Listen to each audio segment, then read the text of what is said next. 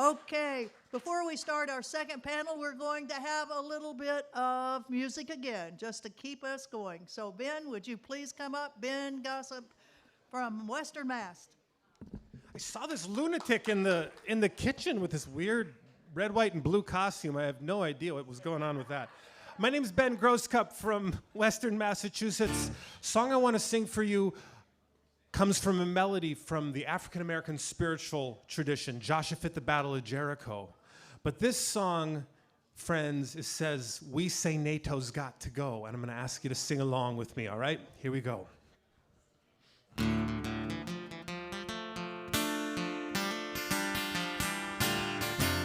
From Kosovo to Afghanistan to Libya and Ukraine, the bureaucrats of NATO bring endless war and pain. They say they want a victory, so they're sending in more arms. But nuclear Armageddon doesn't seem to raise alarm. We say NATO's got to go, got to go, got to go. We say NATO's got to go so the people can live in peace. We say NATO's got to go, got to go, got to go. We say NATO's got to go so the people can live in peace. Raytheon and Lockheed make the weapons used to kill. NATO members buy them, and the people pay the bill. We can't afford good housing. We can't afford health care. We can't afford clean water, 'cause NATO left us bare. Here we go. We say NATO's got to go, got to go, got to go. We say NATO's got so the people can live in peace. We say NATO's got to go, got to go, got to go. We say NATO's got to go so the people can live in peace.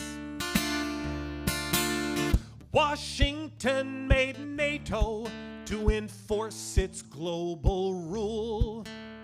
Now it's bombing pipelines where allies once got fuel.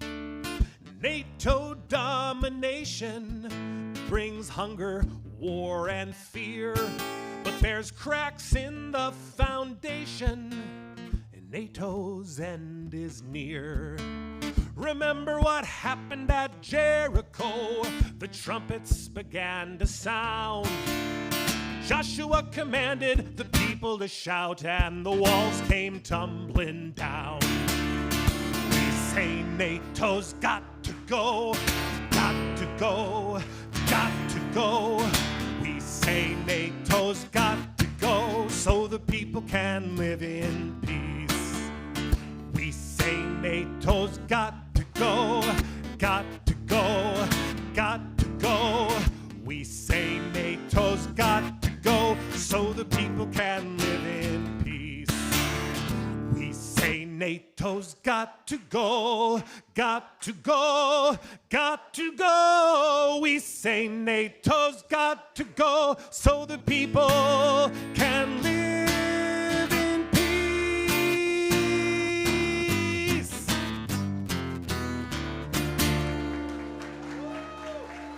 Thank you.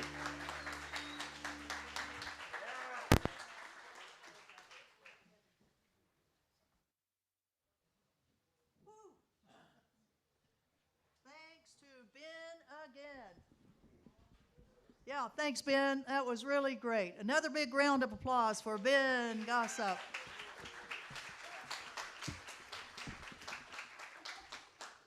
Okay, I'd like to introduce the moderator for our next panel. Thank you. Sean Conner is the Executive Director of the International Peace Bureau, the oldest peace organization in the world. So big hand for Sean Conner.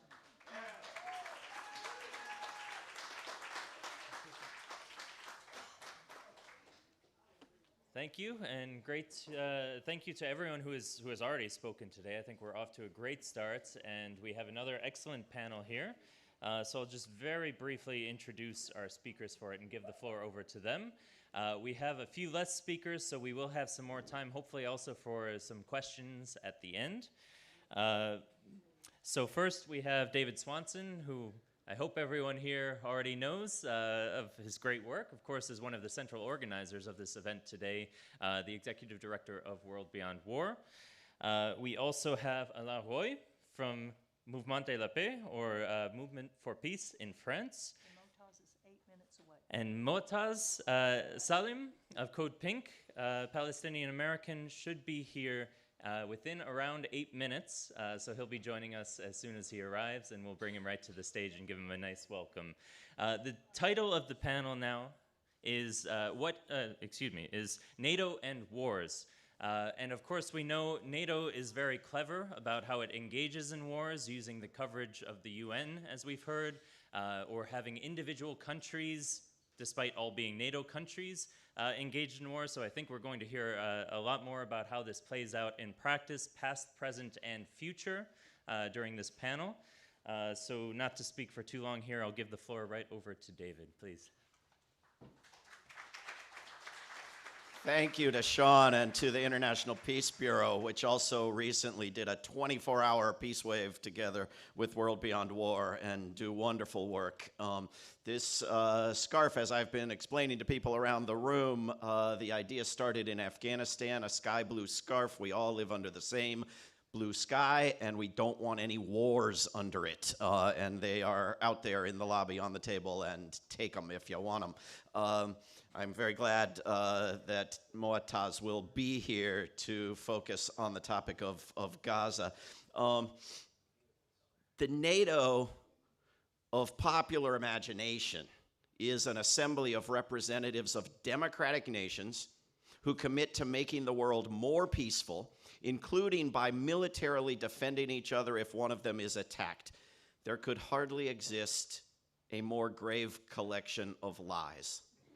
NATO is, in fact, an institution devoted primarily to the increased sale of weaponry to governments of every type.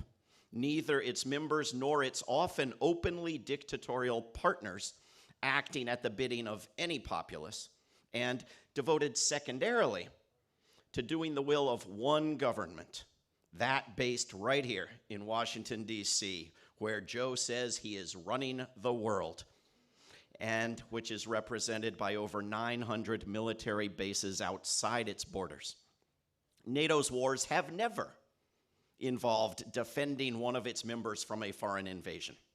Only once ever has NATO even claimed to be calling its members to collective defense, and that was for the idiotic, mass murderous, environmentally catastrophic, counterproductive on its own terms, 20-year war on the distant, impoverished nation of Afghanistan, waged principally for U.S. political reasons following terrorist attacks, even though terrorist attacks have not been used as a justification for NATO wars when they have happened in any other NATO member country, and waged by NATO only following the individual U.S. attack on Afghanistan that overthrew a government made up of people who, with a very few tweaks, would fit in very well a couple of blocks from right here on the U.S. Supreme Court. Every other NATO war has lacked even the ridiculous pretense of defensiveness, and often even any agreement among NATO members, so that one could debate what has or hasn't been a NATO war, were one to ignore the fact that the staff and the infrastructure of NATO have been used to launch or continue or escalate the wars on Bosnia, Kosovo, Afghanistan, Iraq, Libya, Ukraine, and Gaza. Not a single one of these has been legal, neither before nor during NATO involvement. NATO has no power to legalize anything. Even the NATO of popular imagination would be a criminal enterprise, even during a war of the popular imagination involving an angelically innocent nation invaded out of the blue by subhuman monsters. There is nothing in the UN Charter about Good Samaritan, mass murder machines joining in an authorized war. There is much in actual human history to suggest the value of negotiation, diplomacy, demilitarization, unarmed civilian defense, and an actual law-based order, and to suggest that these alternatives are damaged by heavy investment in institutions dedicated to the structures and the cultures that drive weapons sales.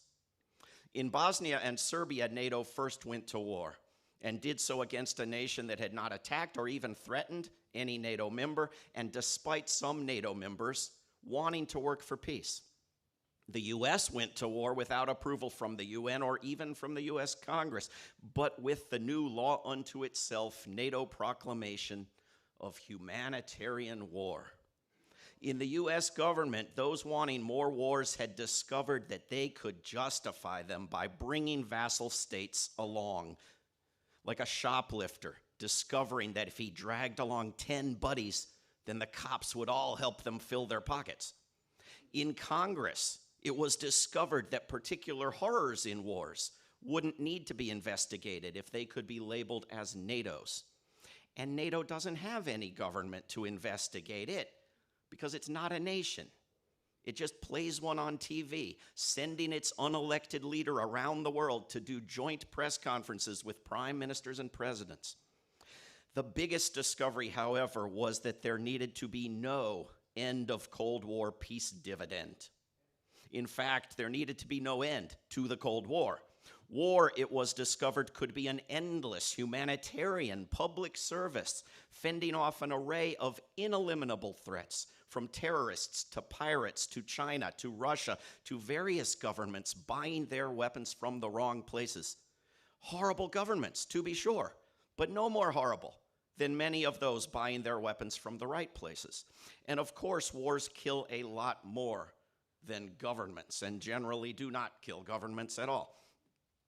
NATO's grandest accomplishment thus far is the destruction of Afghanistan, the deforestation and poisoning of the land, the killing of hundreds of thousands of people, the making homeless of millions, the diversion of trillions of badly needed dollars into massive devastation, and the defeat of the vast majority of the world's militaries by an impoverished and divided people reduced to stealing the invaders' equipment and selling the invaders' drugs to finance a successful resistance. Not to mention the propaganda accomplishment, which takes no notice of any of this reality, namely the merging of the criminal and nonsensical humanitarian war with the criminal and nonsensical war of revenge. In U.S. culture, a war as horrific as that on Afghanistan can be transformed into a glowing model of goodness and wonder simply by launching another war that is even worse. Once the war on Iraq was despised enough to require people like Barack Obama to pretend to oppose it, the war on Afghanistan had to be a good war, in the manner in which World War II had become the ultimate good war during the war on Vietnam.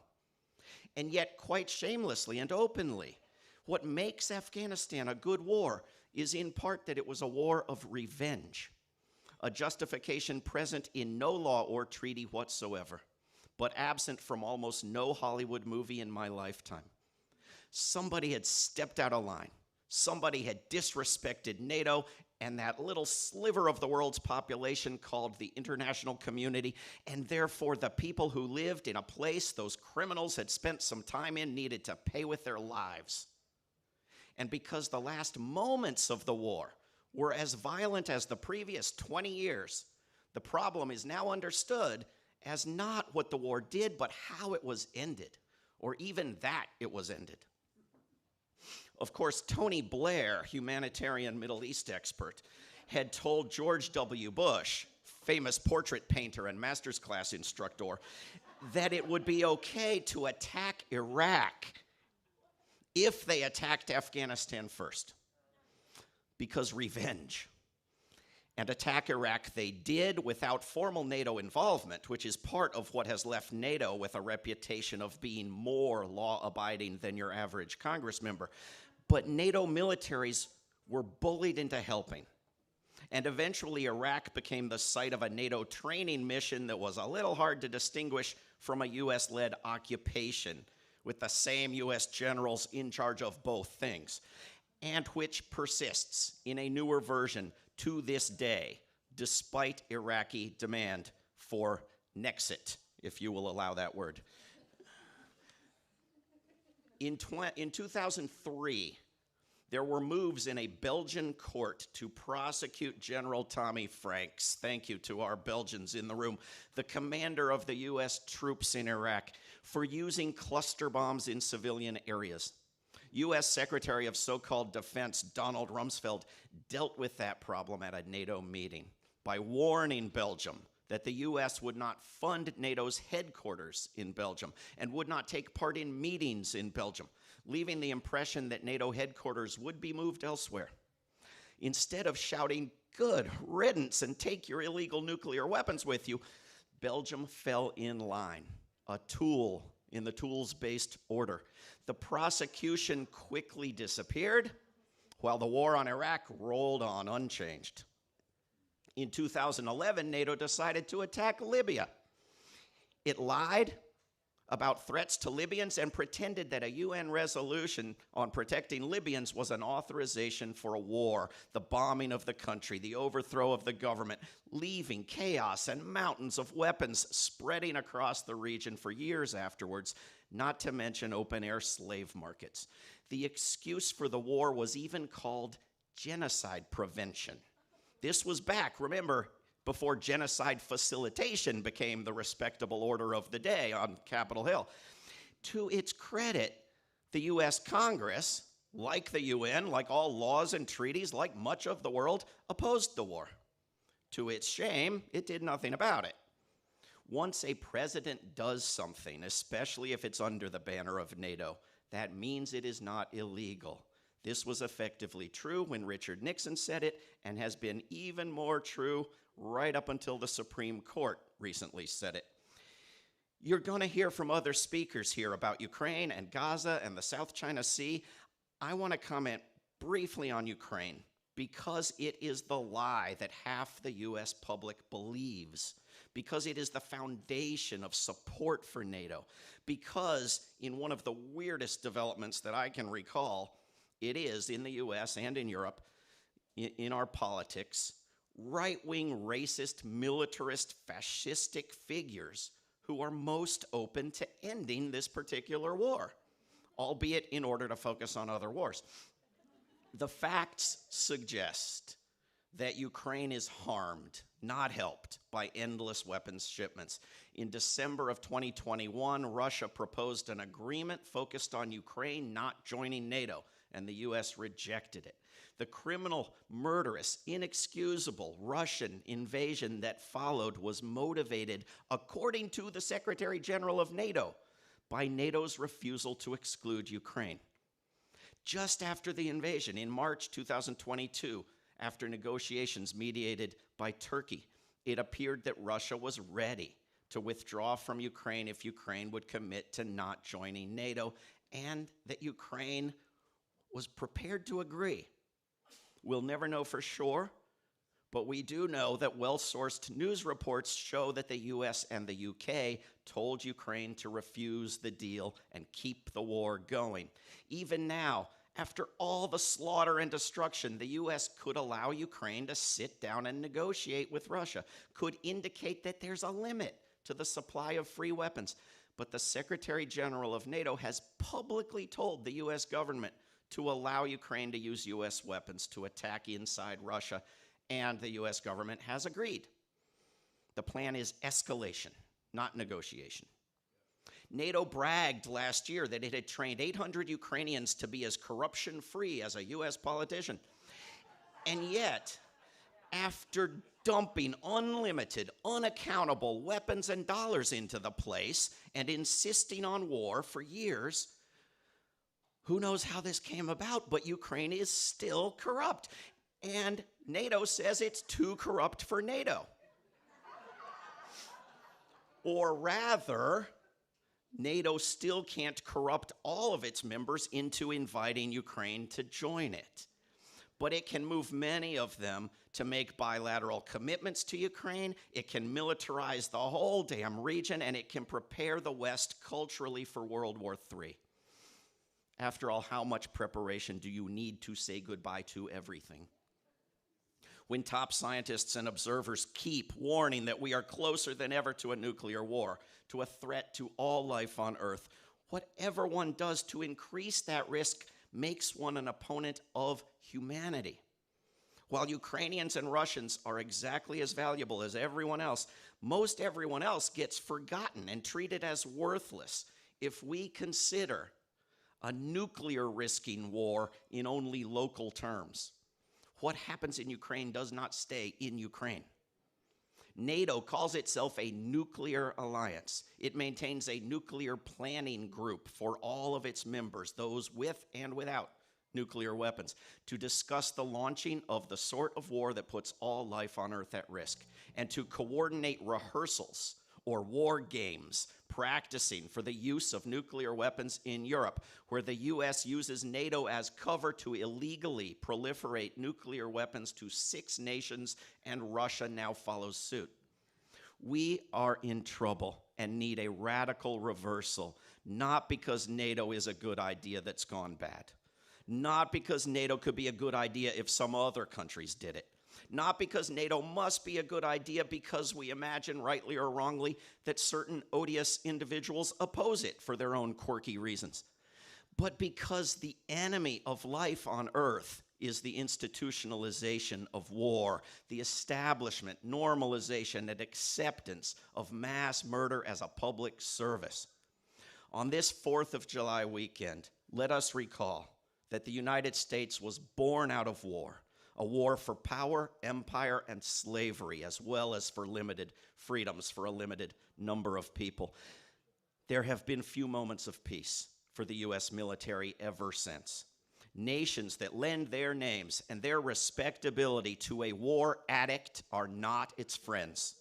The friendly thing to do would be to cut it off and take an independent stand for peace.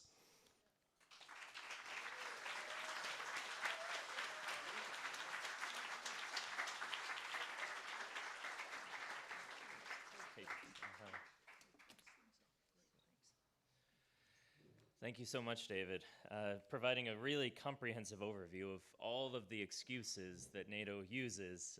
If we put these all down on a piece of paper, the gaslighting there, it's really just, it's incredible. We do have now Moataz. Salim has arrived, so I wanted to briefly introduce him again, and then we can give him a round of applause for being here as well. Moataz Salim is a Palestinian American who is working with Code Pink. He's from Gaza and has been advocating for an end to the genocide and a free Palestine. He has been every day for 3 months. I don't know if this is up to date now. Maybe it's been even more months. But in the halls of Congress lobbying. So a big round of applause for Moataz.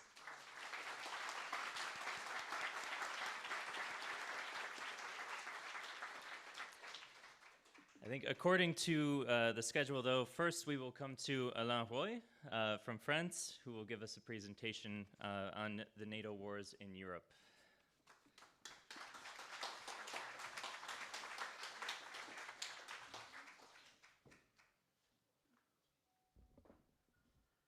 Yes, I have to apologize for my bad English.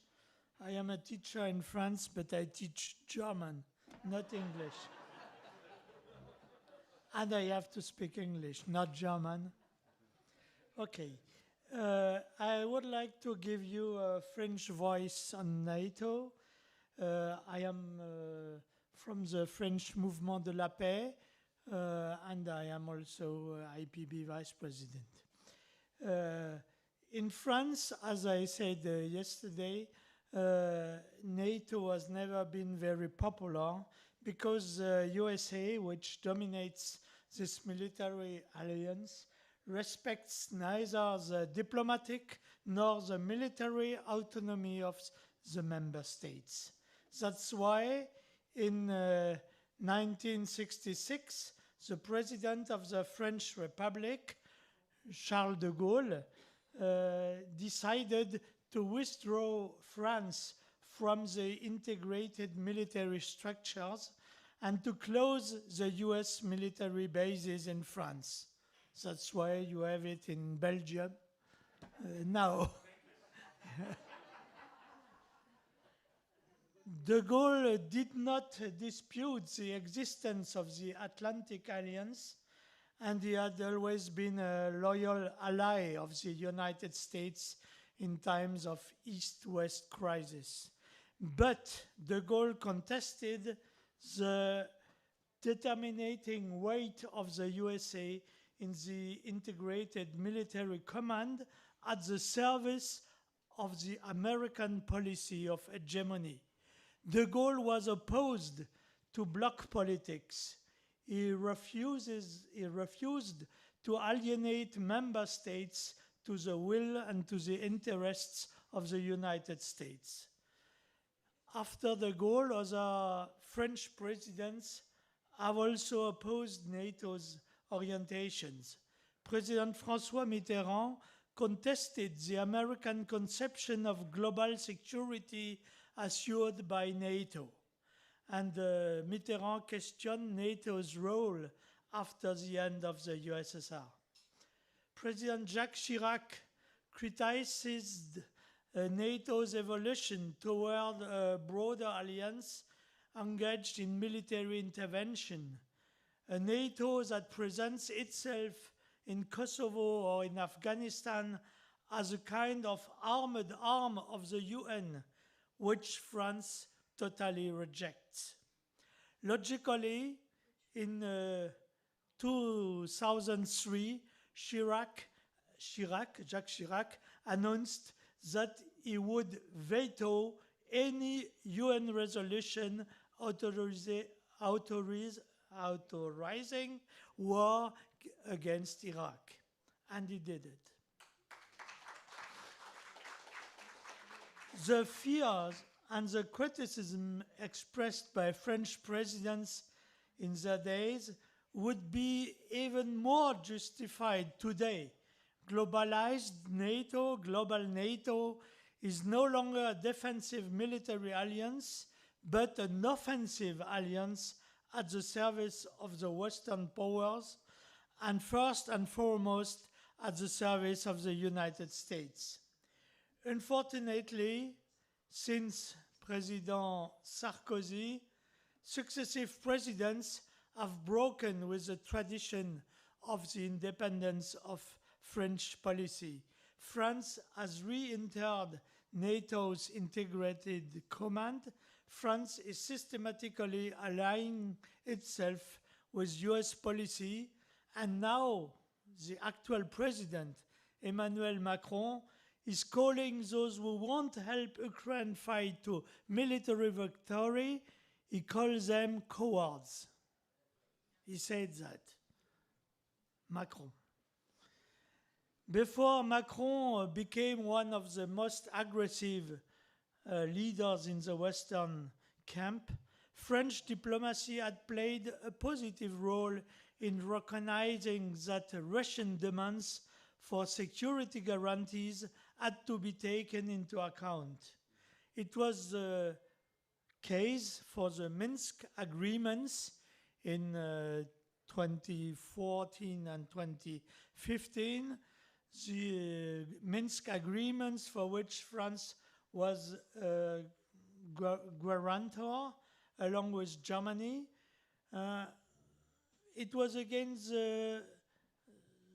the positive role was again the case in February 2024, yes, when Macron maintained at the beginning contact with Putin, and he spoke from security guarantees for Russia. But now we heard something else. He wants support Ukraine till the victory, he said, And he forgets that the war in Ukraine didn't start in February 2022 with Russia's invasion of Ukraine.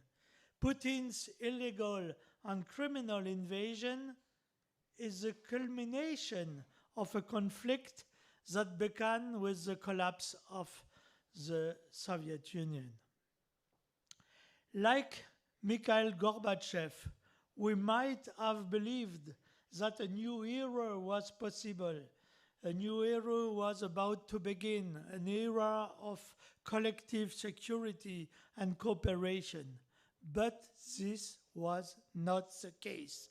The West proclaimed its victory. The West wanted to extend its economic system to the whole planet.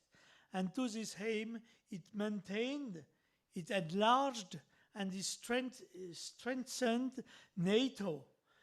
NATO is the USA real armored arm on the whole planet.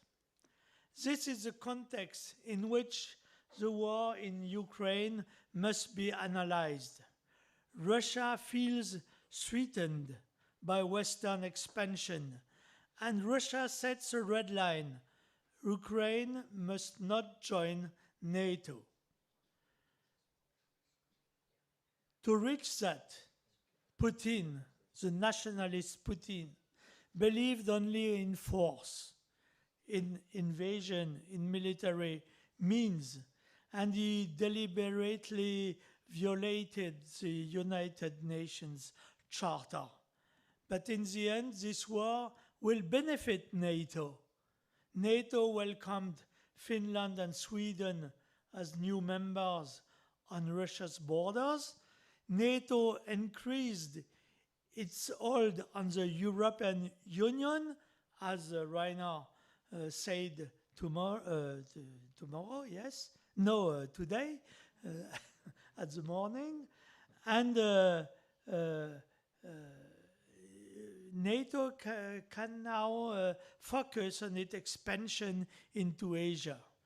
Today, NATO is fanning the flames of conflict and has no interest in negotiating an end to the war in Ukraine. You said it, David, and it's true. In NATO's bloc logic, confrontation and expansion are more important than peace efforts. NATO means never-ending militarization of the international relations. Yet we know that the foundations for an agreement to put an end to the war in Ukraine exist. They were already laid down in the Minsk agreements, and they were still being formulated during the negotiations in Turkey in March 2022, as David reminded us. These bases for an agreement include the neutrality of Ukraine, the self-determination for the populations of Crimea and Donbass, and security agreements guaranteed by the international community.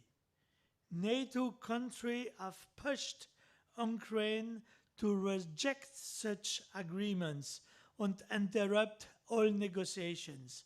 For NATO, the only valid notion of security is security by force and military supremacy. That's why NATO cannot be a force for peace, neither in Ukraine nor anywhere else in the world.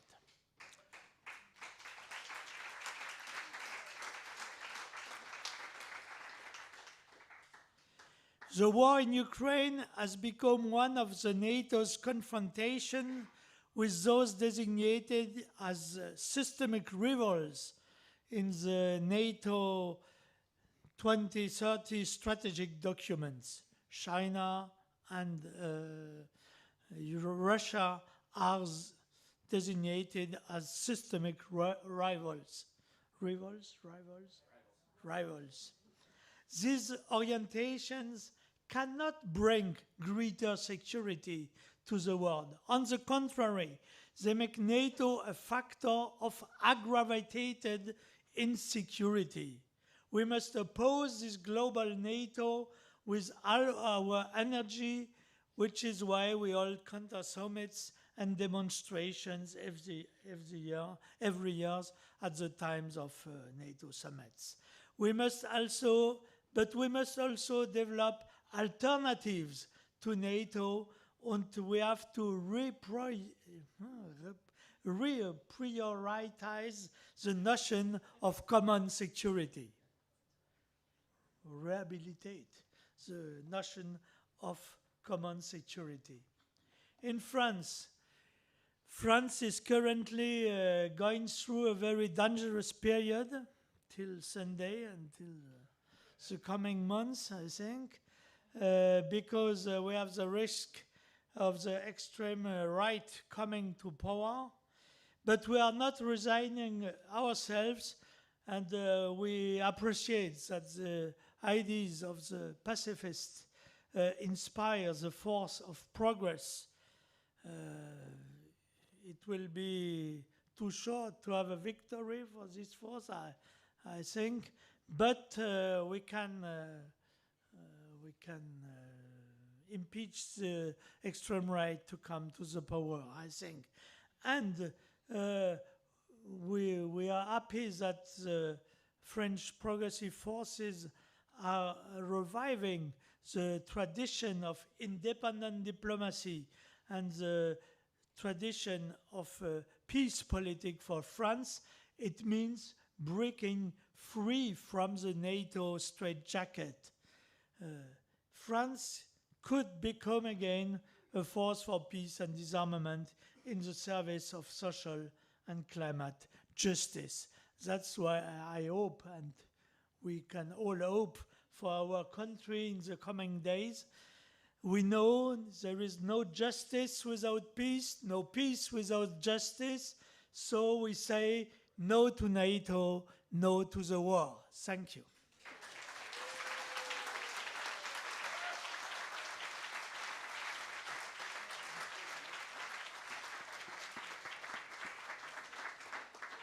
Thank you so much, Alain, for the French perspective, especially into NATO's wars in Europe.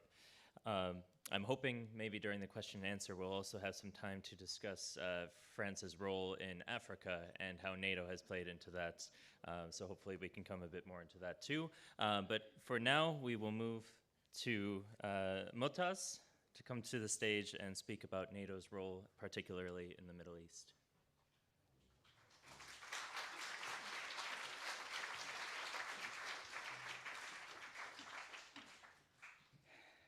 Hello, everyone. So, NATO in the Middle East. Where do we begin?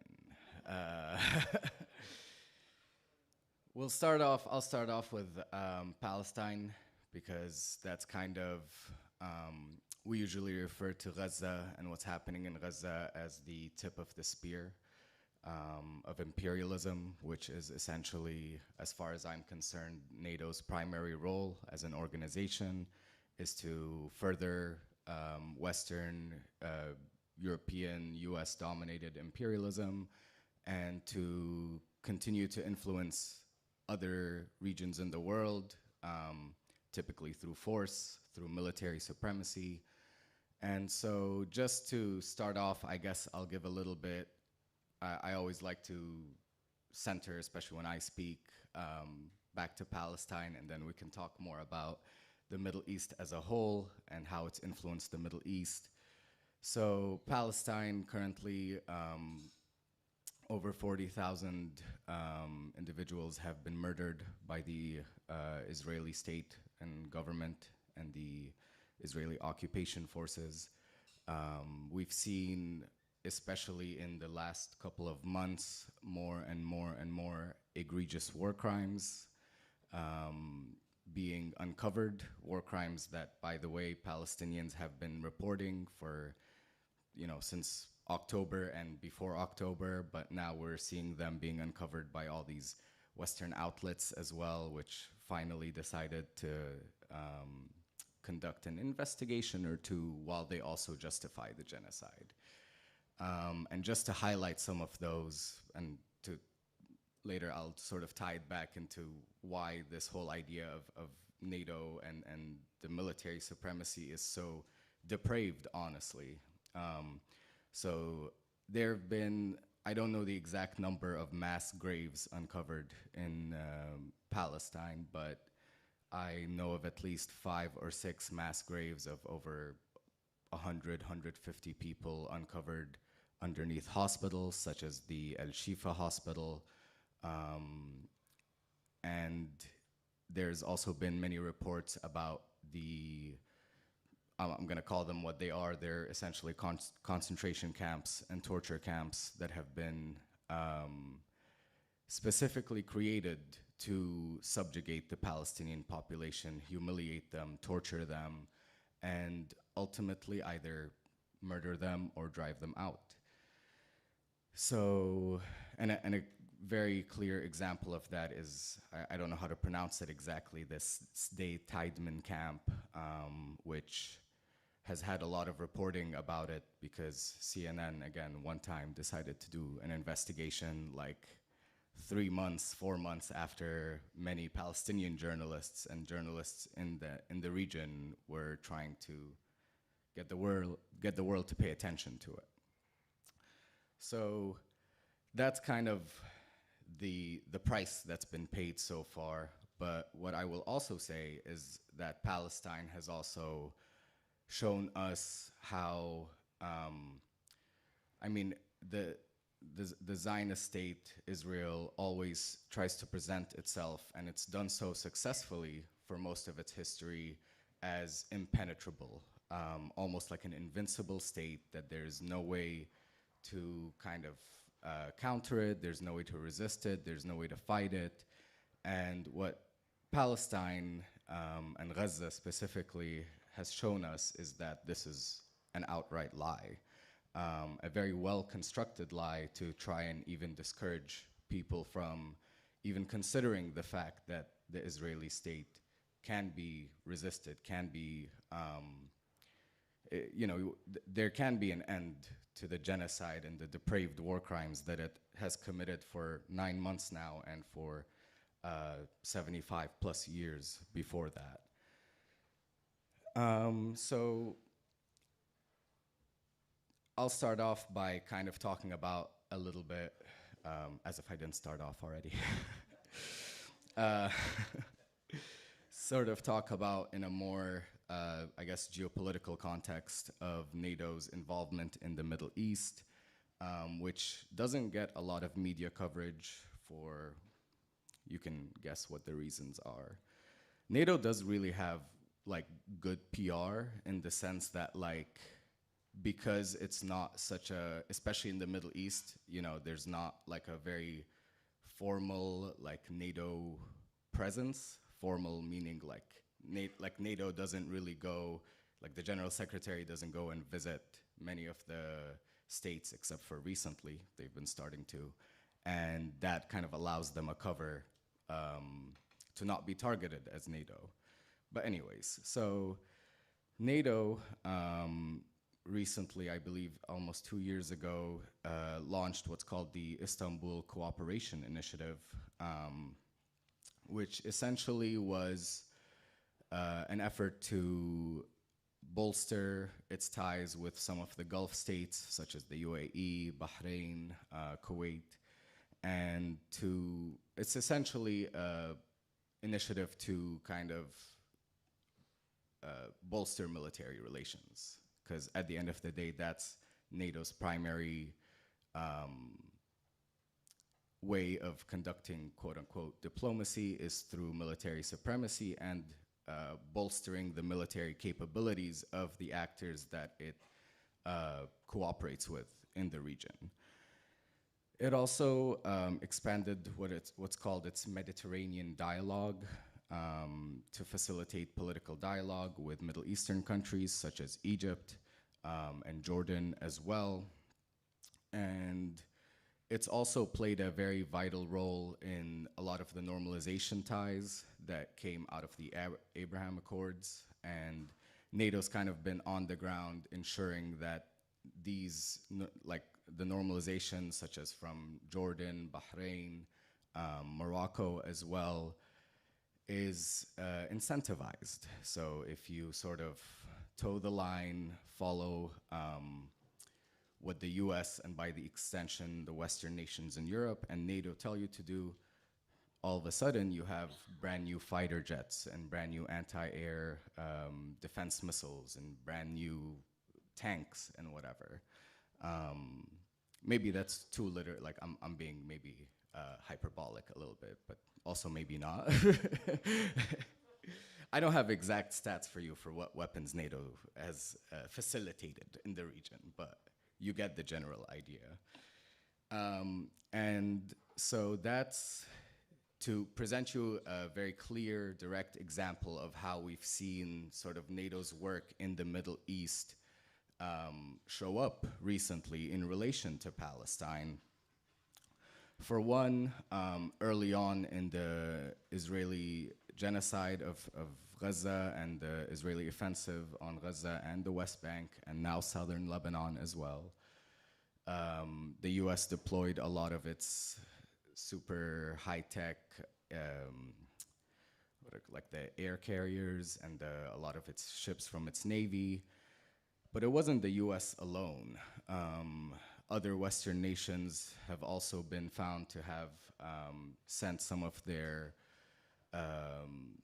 ships, as well as doing, the Air Force will always just like kind of take over the airspace nearby that they can, just to always provide this sort of intimidation to the regional actors that they oppose.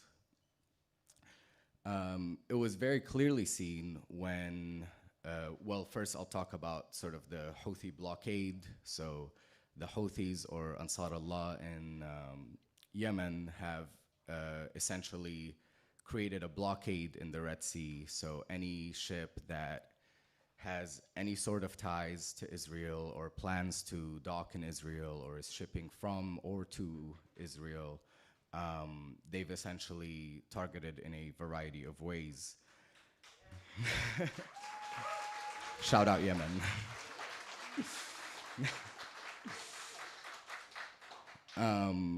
And so I actually like the Houthi example. I think is telling of.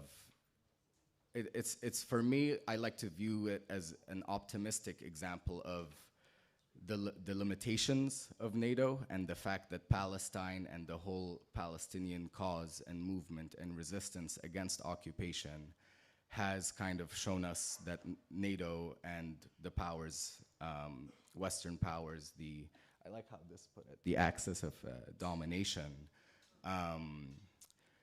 is actually penetrable. It is, you are able to inflict damage to it, you are able to resist it, and I think that's telling of a longer road to try and bring an end to this axis of domination. Because when the US, when the Houthis first started their initiative in the Red Sea, their blockade, the US scrambled to find a coalition of nations to support its counter efforts against the Houthis in the Red Sea. And a lot of nations refused, including Gulf nations, refused to provide ships, refused to provide resources. And it was so dire that I think it was like Seychelles that was part of that coalition. I think Seychelles was just glad to be part of any sort of, it's like, we're a world player now, I guess. Seychelles is providing a ship to go to the Red Sea to support the US coalition against the Houthis. And I think it was very telling. I mean, Bahrain, Saudi, the UAE, none of them they were like, we're gonna keep our hands off of this. And the reason I highlight those Gulf Arab nations specifically is because that's kind of been the primary, those have been the primary allies of NATO in the region. And there's been talk before about this idea of a Middle East NATO, which a lot of Western outlets insist it's not actually happening. You know, Israel really wants it, but the GCC, the Gulf Cooperation Council, we don't want to impose our sort of Western imperial influence on them. But the reality is, we saw that, you know, Middle East NATO is not a very formalized thing yet, but we did actually see it effectively in action when Iran sent that barrage of missiles and drones to strike Israel in response to Israel striking its embassy in Syria. We saw that Israel was not actually able on its own to completely defend against that attack. They had to recruit the help of Jordan. They had to recruit the help of intelligence from the US, from other European nations, from Saudi as well. And that example for me shows us the full picture of what NATO does, even if it's not been fully formalized yet into a organization that's called the Middle Eastern NATO, or whatever they want to call it. It's already here. It already exists. The fact that Jordan was shooting down drones or missiles headed towards the state that is currently murdering Palestinians en masse is telling of how horrible NATO is as an organizing body, because all it does is essentially allow, especially in Palestine, it's been a key player in defending the genocide, facilitating the continuation of the genocide, and also imposing sanctions, for example, against Iran and other actors in the region. And it's using like all its power to put down any sort of resistance against the genocide, which is by international humanitarian law allowed. I mean, it's not just allowed, it should be encouraged, if anything. And yet we see NATO, which someone essentially, like, it frames itself as like the military arm of the UN, is actually facilitating the continuation of this genocide and disallowing any efforts to end it. So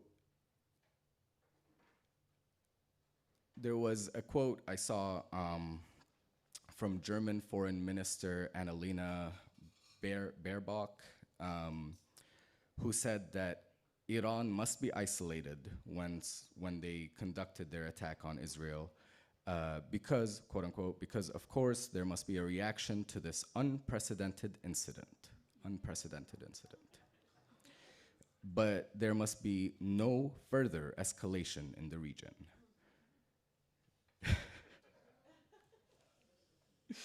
Unprecedented incident. They sent like a few hundred missiles that mainly hit like military targets and the desert. That's unprecedented. Meanwhile, Israel bombarding Palestinian civilians in Gaza, detaining people unlawfully in the West Bank, destroying the local agriculture and local land and the sources of life in the land in the south of Lebanon and Palestine. That's not unprecedented. That is not an escalation. But in fact, this one act that did not cause that much material damage to the Israeli state is called an unprecedented incident. I get really frustrated when I talk about NATO because it's, again, it has really good PR and people are like, yeah, but it's kind of just like a cooperation of nations, peacekeeping, la-di-da. They're partially responsible for the genocide of Gaza, of Palestinians. NATO is responsible in part for the genocide in Palestine. Let's be very clear about that. Let's be very clear about that.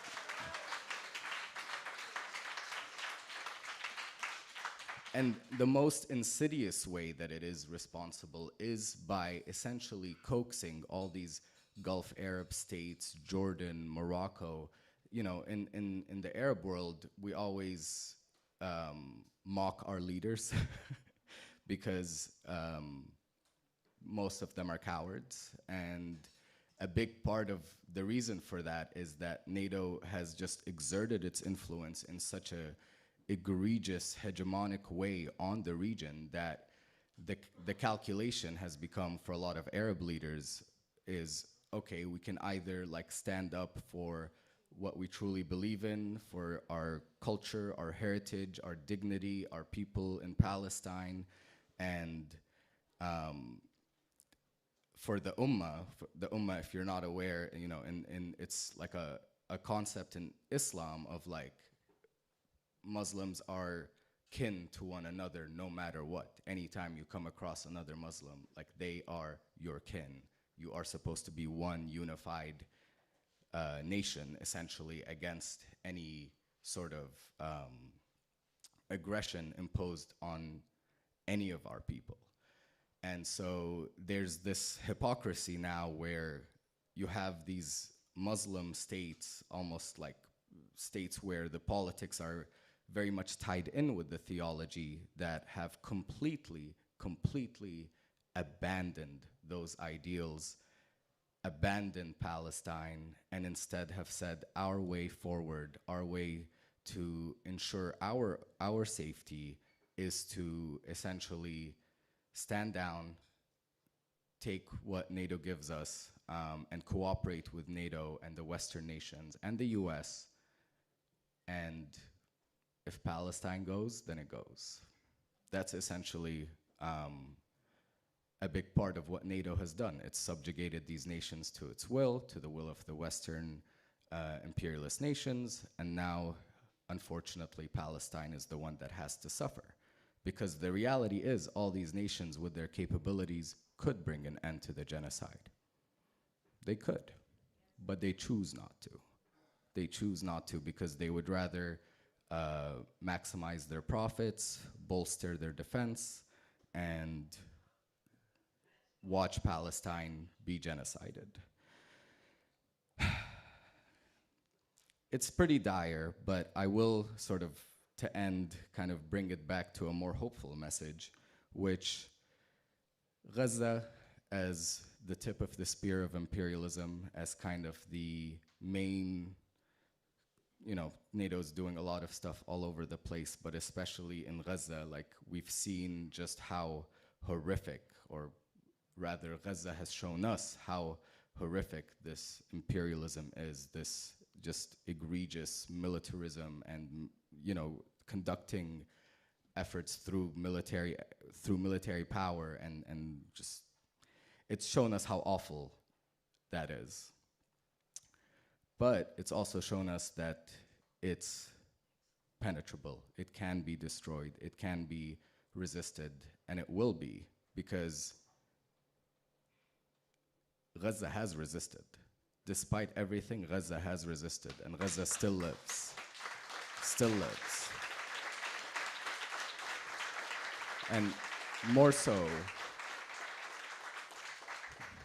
so than that too, Israel is losing. They are. Israel is losing. The war has been an absolute disaster to their economy. You even see like European nations sort of starting to back off bit by bit, saying, okay, no, we actually do want to see Palestinian statehood. Israel should calm the heck down and stop committing these war crimes.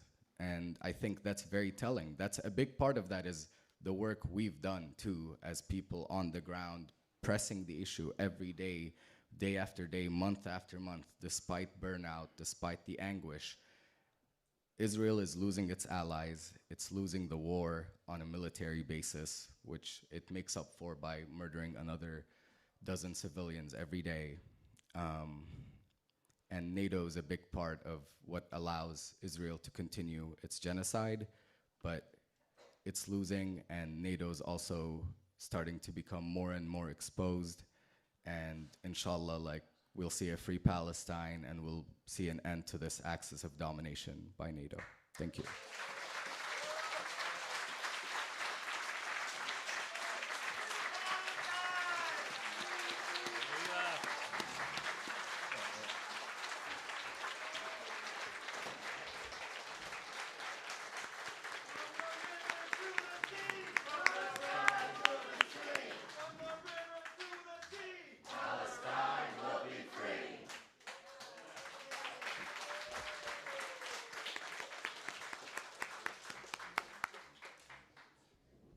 Thank you so much, Moataz, for your bravery and your courage in this, for being so active despite, as you said, the burnout, the stress that all of this causes. To be able to continue it forward is something that is so inspiring for so many of us. And I see your videos from where I work out in Berlin, and it gives me courage and energy as well. So we're really happy to have you with us today and to share all that you've shared with us.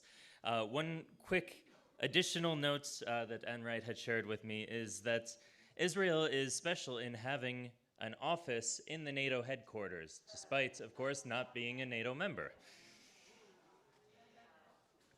And, of course, thank you as well for highlighting Germany's role in all this that has been outsized, and residing myself in Germany and seeing this, I hope we can build some cross-border solidarity between the great peace activists also working in Germany to make this effort stronger altogether. We have one more speaker now, and we're just getting the final text set up for it. I think it was on the screen a second ago. I'm not sure. Yeah. Yeah. Who knows how to work this thing? Let's set it up down here, and then let's see. Maybe if I turned it off again. It was on a minute ago. Try speaking also while we're... Yeah, it's still coming through the computer for the speaking, I think. Okay. Oh, there he goes. Perfect. All right, let's see if the sound is working on there for him. Keep speaking if you would. Oh, no, okay. Speak up a little more. We may have to use that microphone. Let me see. Can you hear me if I speak like this? Yeah. Give us one more second. Let's try this one, HDMI. Yeah. Can you try again? Okay, can you see me? Yes. Oh, And speak up a lot. yeah. Okay, so I speak like this? Yeah? More? That's the maximum.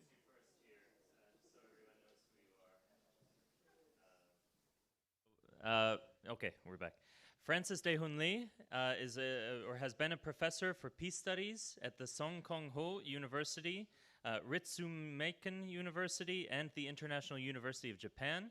He served as a legal advisor to the Special Rapporteur of UN Human Rights Subcommission in 2005, and worked for the Center for Peace Museum in Korea. He has a long and full career here. I could read you the whole thing. More is available on the website, but I'd like to give him the floor. So Francis, please go ahead. We're happy to hear you. Thanks. Thank you, Sean. Thank you, organizers, for organizing this conference and giving me opportunity to speak in this session. I'm Francis Lee, based in Seoul, South Korea, and I work with a group called Peace Momo. I hope everybody can hear this clearly. Yes. I'm now going, yes? Okay, I'm going to speak about an urge for conflict prevention and common security vision in Northeast Asia in relation to preventing NATO expansion. I've been seeing huge changes in military security landscape in East Asia continuously since the time of Obama, but most significantly since 2022. With the war in Ukraine, but more changes in East Asia at the same time, especially South Korea and Japan. There's a huge change.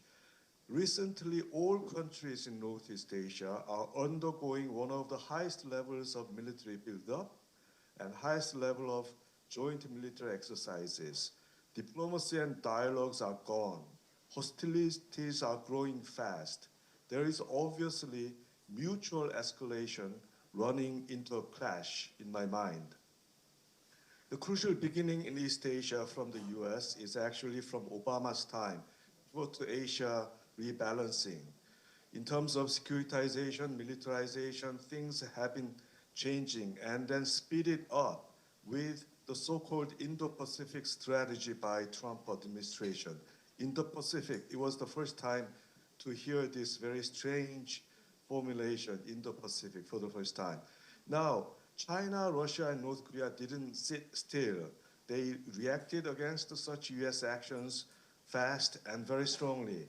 The situation is now very worrisome. I plead to you that this is very, very worrying situation in East Asia.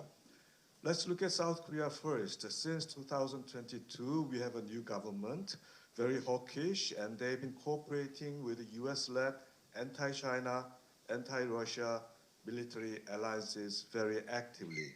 This new Yoon government declared the full intention to confront North Korea with military force and aim for regime collapse, which is highly provocative to the government in DPRK. South Korea now repeats stronger alliance and cooperation scenarios with the US, with Japan, and with NATO. Peace through strength is now President's most favorite saying. South Korea's new deterrence initiatives are something that we need to watch carefully. South Korea and Japan, when they join US deterrence and militarizing actions, they are rich and they have huge military facilities and manpower. Since 2022, the change in South Korea was evident during the unusually prolonged and repeated joint military exercises between the US and South Korea, as well as US, Japan, and South Korea. And these military exercises, I would like to call war exercises, they are going almost every day throughout the whole year, and NATO countries from Europe, Australia, New Zealand, Southeast Asian countries, Indonesia, Philippines, they join in these joint military exercises. And now it is East Asia, which is full of everyday military, multilateral military exercises. For example, 3 years ago, we saw 256 joint military exercises in and near South Korea alone. And some of those exercises included, quote and unquote, decapitation operation training, which is a de facto preemptive strategy to remove enemy's leadership and key assets. To some, this is almost a war breakout situation. And Japan, there is worrisome changes since 2022 too. Japan announced a plan to increase its defense spending by 2% of GDP from 2023 for the next 5 years. It is aiming to double its defense budget by year 2027. And this will make Japan world number 3 military spender. And they are now in deep military alliance with US, and also they are invited to NATO summit this week. And then Japan revised key security policies, specifying for the first time after the Second World War that it should have counterattack capabilities, and it clearly identified China and DPRK as major threats. And immediately after that, they began negotiations to purchase from 400 to 600 Tomahawk missiles from Japan. And these missiles are capable of hitting mainland China and Beijing included. And in response, North Korea launched more missiles and rockets than ever before. And crucially, in September 2022, I think we should remember this change in North Korea. They formalized the use of nuclear weapons into the law, stating that it would immediately launch nuclear strike if its leadership or military command were under threat. And now, just a few kilometers across the border from DPRK, there is a joint military exercises going on almost every day. In Camp David, the 3 governments call it as a military or security cooperation, but they emerged with a de facto military alliance of 3 countries, and this is for the first time that is happening among South Korea and Japan and the US. I hope you imagine their military budget and their military capabilities and all the exercises they have gone through in terms of war readiness. As a consequence, nuclear armament talks began to surface in South Korea. In January 2023, President Yoon raised regional tension by saying if North Korean nuclear issue worsens, South Korea may deploy tactical nuclear weapons or even possesses its own nuclear weapons. Now this may is now changing will and should in the South Korean conservative politics. South Korea is now fully in for the US-led extended deterrence with what they call the Korean three-axis system. This is almost a massive first strike and preemptive strike. And South Korea has some 500,000 strong standing army and more than 1 million reserve army. In response, North Korea held a summit with Russia twice since last year and signed a pact about 3 weeks ago that includes mutual defense, or to be more exact, collective security arrangement. This is for the first time since the Cold War time. We will see North Korea more visible and Russia more active in East Asia because of this pact. So what can we see from these changes?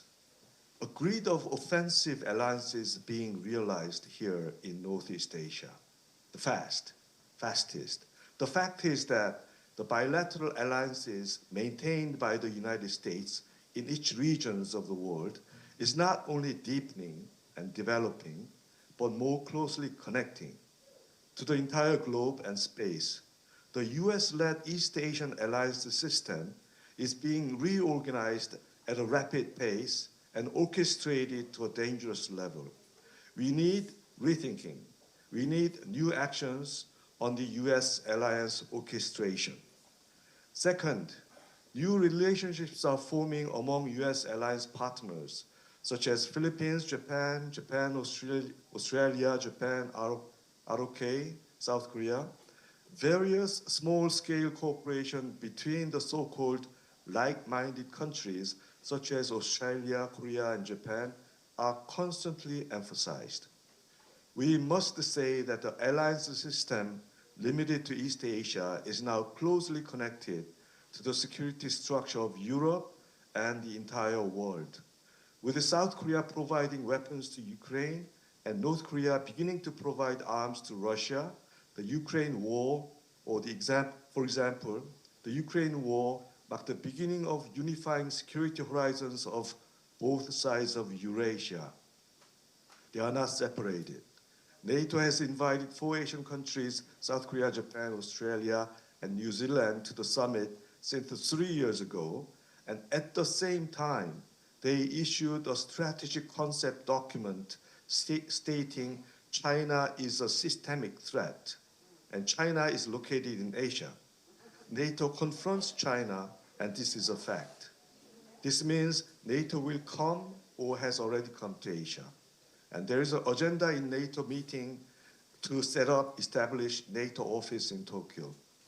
So I note that the way that the US is strengthening security relationship with its partner countries resembles her behavior just after the Second World War. Please remember that Truman government pursued a US-led global governing global domination by establishing a multilateral alliance in Europe, NATO, and a spoke-style bilateral alliance network in Asia. And that is now happening again. What if this situation is not stopped? As weapons and troops are flooding in, hostilities are rising fast, incompetent leaders are taking over, nations are divided into blocs, the military alliances are flourishing. What will happen? I think we should anticipate the worst. Along that, we should anticipate big failure. if we cannot prevent the enormous waste of that created by arms race at the time of climate crisis, I think it is more than a regional crisis. I think it is more than a local armed conflict or war. It is very seriously more than that. So I'm really concerned.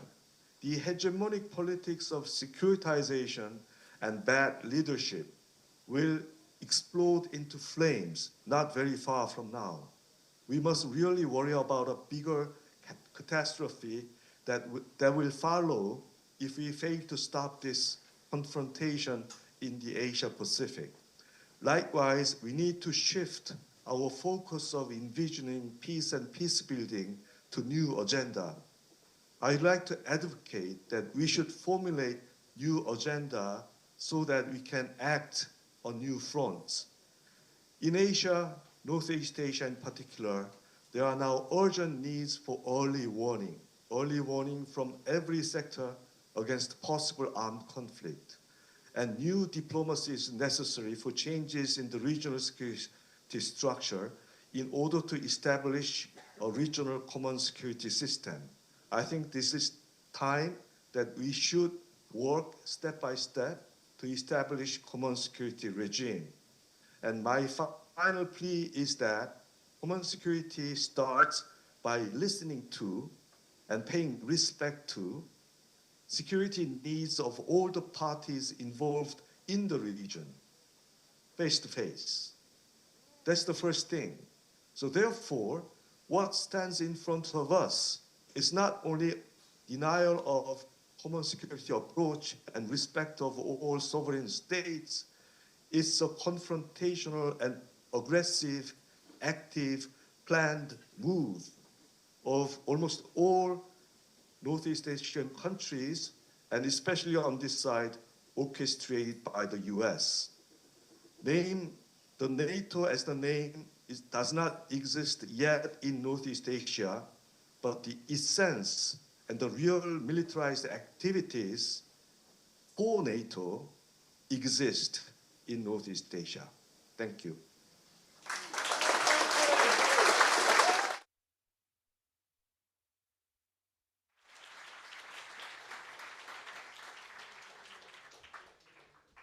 Thank you so much, Francis. And first, just to give Francis an extra thanks because he is awake right now. It is 2 a.m. in South Korea, and he stayed awake just for this.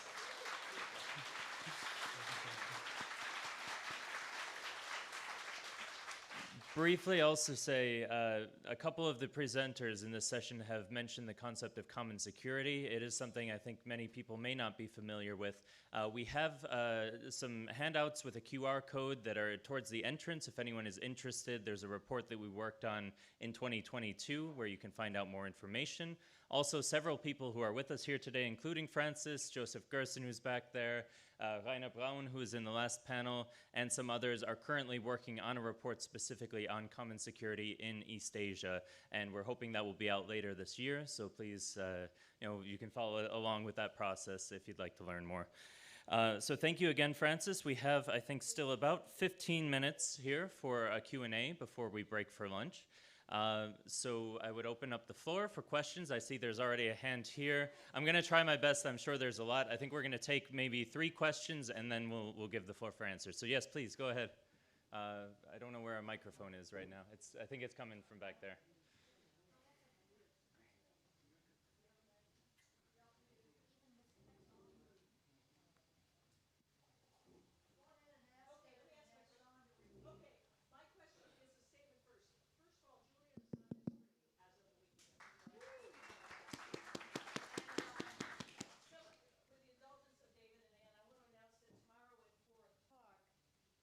We've been having a monthly vigil at the home of Merrick Garland, who's the key decision maker for the Assange case. And every month, a number of us were there across from his house and helped to move the needle on that. And we're going to have a final vigil tomorrow at 4, which is after the rally. So I just wanted to announce that. Everyone's welcome to come up to Bethesda. It's right near the Bethesda Metro, and join us in front of Merrick Garland's home, 4 p.m. But there is a question there for you. How did Julian confronted empire? and he got out information that they didn't want to get out. So how can we continue that work of getting the information and so people can decide what their policy should be? Thank you. Yeah, I think we'll take 2 more questions. Anyone else have questions? I see one over here.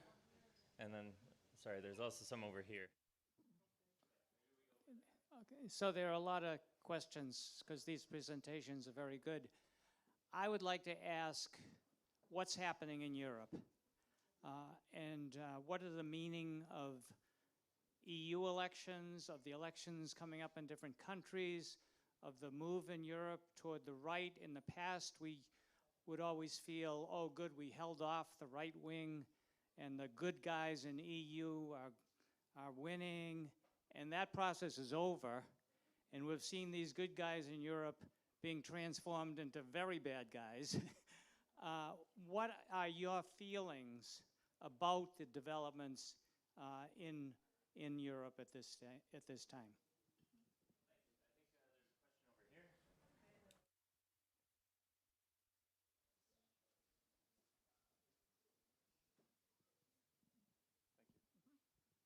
Actually, can I cheat? I had a couple of questions. Sure. One is related to the question that was just asked. So in Europe, I guess my question would be, to what extent have all the pro-Palestinian movements contributed to what's going on with the alleged rise of the far right? Because pro-Palestinian demonstrations are always mischaracterized as pro-Hamas, pro-terrorism, the same talking points that are used here. That's question number 1. And question number 2, I guess this is more speculation, but Gaza has essentially been rendered unlivable. It's not only a pile of rubble. People don't really have homes to go back to, even though we keep saying that as part of any ceasefire, people have to return home. But the damage done to the land itself has rendered Gaza unlivable. So this is maybe just a speculative question. I had read somewhere that there was originally a plan for a canal that was proposed back in the 60s, the Ben Gurion Canal, cutting through Gaza. Does the situation in Gaza now further give credence to that potential for Gaza, especially given the Houthi blockade? That could be used as justification to need another shipping route. Thank you. Thanks. I think that's our 3 questions. Oh, are we taking one more? Yeah. One more, okay. This is really easy. It's just a comment. It's an announcement, actually. I just want you all to know that I have stamps made out of sponges, and it says no to NATO, yes to peace, and so on and so forth in different colors. And if you want it on your stuff, on your back, on your pads, on your butt, whatever, you can come over and we can do it together. The other thing is, as far as Europe goes, the PTB is the only party in Belgium that has consistently been against NATO forever. And we're a national party, and we've done great advancements. Thank you. So I think we'll just give all speakers a chance to respond here. And unfortunately, that might be the end of our time for the session. But David, please go ahead. Julian Assange being free at last, thank goodness. I think it's important that the lesson be for the public, not that the bastards coerced him into a false confession and that the law is now stronger, but that they don't drop cases unless they know the cases are no good. And they didn't have a case, and that's why they had to drop it. And they should never try this nonsense again, because they still won't have a case. And that there are journalists and whistleblowers still in prison, threatened with prison, and being killed, especially in Palestine, by the dozens. And we need to be promoting their work, supporting them, demanding protections for them, for their lives as well as their freedom. And the people quitting the U.S. government by the dozens, but still a tiny, tiny percentage of the people who should be quitting the U.S. government are also saying things that need to be said. And we need to make their voices heard, celebrate them, belated and limited as it might be, in order to encourage more of their colleagues to do the same. We need to be promoting all of these whistleblowers, no matter what horrors they did up until this moment when they become whistleblowers. I do think it's it's a little odd to claim that we have a rally and call it pro-Palestine, and then they say it's pro-Hamas. Call it pro-peace. Call it pro-humanity. You're just helping them out. It's not. They don't have to take a very big step from pro-Palestine to pro-Hamas, and you know they're going to do it. Don't help them. And I think the rise of the right can hardly be attributed to people demanding peace in Palestine. I think it's mostly attributable to people's own selfish lives getting worse, and getting worse because members of all political parties and persuasions are dumping all of their hard-earned money into the wars that are killing the people over in Palestine. So I think we need to be shifting the politics to an understanding that the amount of money that's going into these absolute horrors is enough to transform the lives of everybody, locally where you are and in distant lands. There's no need to split your interests. There's no need to care. We want to make the world better for Palestinians or for Belgians. It's everybody. The money is unimaginably huge. We can make the world a better place. Down the street in Washington, D.C., where people have nothing to eat and nowhere to sleep, and in Palestine, and have more money left over than we can figure out what to do with if we take it out of the war machine.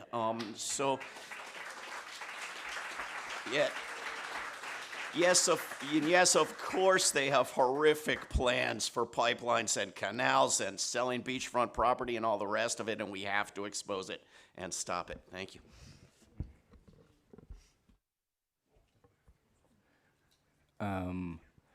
I'll add some thoughts to some of the questions. I think for the first question regarding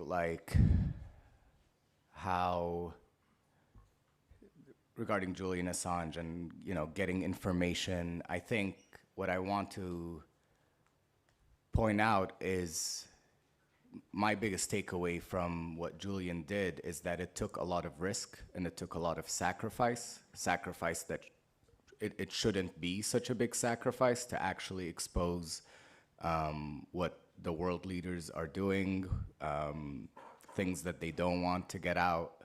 And that's kind of been, I remember when WikiLeaks first really came onto the scene, and at first there was sort of this, the way I saw it at least, is the discourse and the general opinion about WikiLeaks was very positive from the majority of people, even in centrist liberal political talking heads and whatnot. But then they started, WikiLeaks started going for everyone in power who was, had things to hide and had lies that they were keeping away from the public that were damaging the public. And that's when you sort of saw the discourse in the media especially change to a more demonizing of WikiLeaks and Julian. And it's still kind of the case with whistleblowers. Any reporting I see about whistleblowers that are still in jail, it's always sort of, it tries to take a neutral stance. And I think my big takeaway from that is we need to abandon this neutral stance that if, I don't know if people here have this ideology, so to speak, but whistleblowers are heroes. I mean, the sacrifice,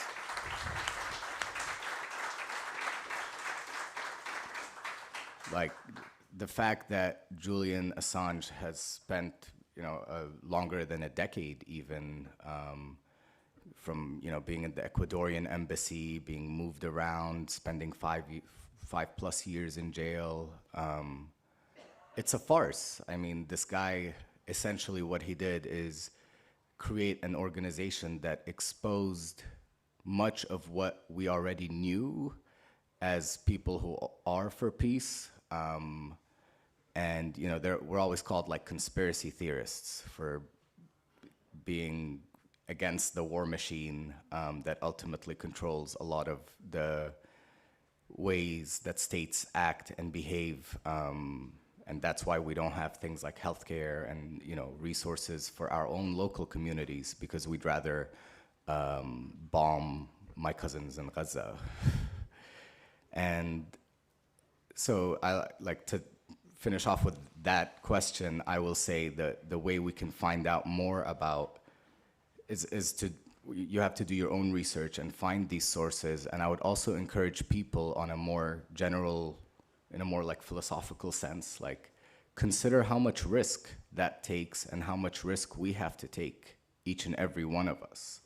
Because being a whistleblower, I mean, Julian's life was essentially put on hold for 15 years or so. That's an insane thing. That's almost like a fifth of a lifetime. But that's unfortunately sometimes what it takes. Not to, you know, give any credit to what they did to him, but it's, we are fighting a very like depraved system, and that is very telling that all he did was expose some of it and had to bear like the worst of the worst from it. In regards to the question about Palestine protests and tying that in with the rise of the right, I don't really think, I think you put it really well about, it's more so the other political factions that are supposed to be the quote unquote good guys have fully like invested themselves in the militarism, in the war machine as well. All that money that is promised to the local communities for local infrastructure, what have you, is instead being spent on fighting foreign wars to exert influence to quote unquote security. And I don't think there's really any direct sort of pro-Palestine or like the Palestinian movement to the rise of the right. I think if anything, it's used as an excuse or a scapegoat, because what it does, if anything, is reveal a lot of the hatred and ideological like depravity that a lot of the right-wing groups have, where the fact that there is a Palestinian movement emboldens them to be more aggressive and more racist and more disgusting in the way they conduct not only their politics, but their day-to-day lives. And so yeah, and honestly, even if like, to the comment about like the language of pro-Palestine versus pro-humanity or pro-peace, no matter what we frame it as, the right wing is gonna call us terrorists or terrorist sympathizers or whatever. I don't think that's, you know, I think if anything, we press the issue harder and insist on fighting whatever narrative the right wing creates, and we press our own narrative and what we feel is right, which is right. And okay, my bad. We're out of time, so I can keep yapping forever if you want to talk to me after. But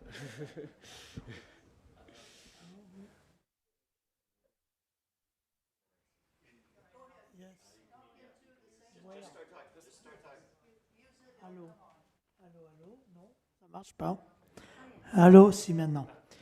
The first question, what is happening in Europe, I think it's a result of the economic and social order of the model of neoliberalism. It has catastrophic consequences for the people. The people are poorer, and there is, we are economic powers, France, Germany, and other countries, and we have a very big lot of the population which is poor, and the people with a job, they cannot pay their lodging and so on. It's desperation for a lot of people, and desperation is absolutely not good in politics. And the people says, well, we can try with new politicians, with extreme right, we didn't try them. Why not? And it will be, of course, it will be worse with them because the economic power is responsible for this situation, but it can take benefit from the extreme right wing because against the trade unions, against our freedom and so on. And it's a very bad situation, and the progressive forces they failed to bring alternatives. The French socialist president François Hollande was worse than the right, that the conservative, that Chirac, for example, yes. And without alternative, it's a good possibility for extreme right wing. For Palestine, yes, in France, we had to face a very big propaganda of Jews extremist organizations very close to Netanyahu and to the racist government of Israel. But now it is changing, the reality of the genocide, and now the reality of the colonialism in the West Bank. It's officially authorized that yesterday. The people, they understand. We have 3 EU countries, they have recognized the Palestinian state.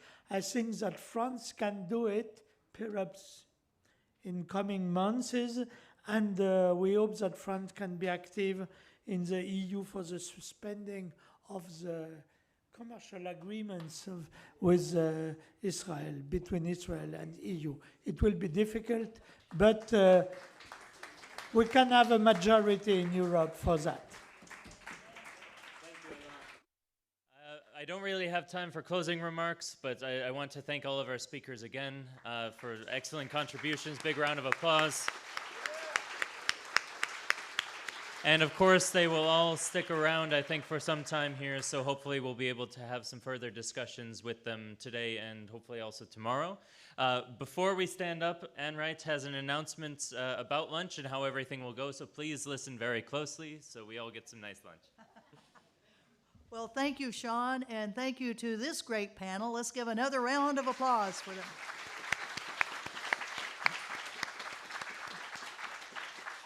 Well, we are so glad that all of you showed up and that we have food for all of you. But before we do anything, I want our baristas, Pat and Zul, to come right up here to the front.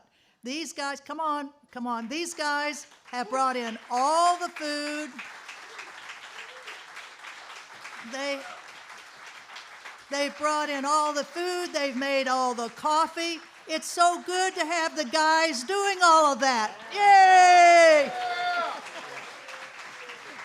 Everybody, all the food is vegan. There are sandwiches and wraps and salads downstairs. Nathan, when you go out this main door that you came in, is going to direct you downstairs. You'll go into the lunchroom. Sandwich, wraps, and salads, all vegan. Desserts and beverages are here. We only have coffee, cold water, and hot water. That's up here. So there's only so much room downstairs. You can sit down or you can bring things up here. Thank you.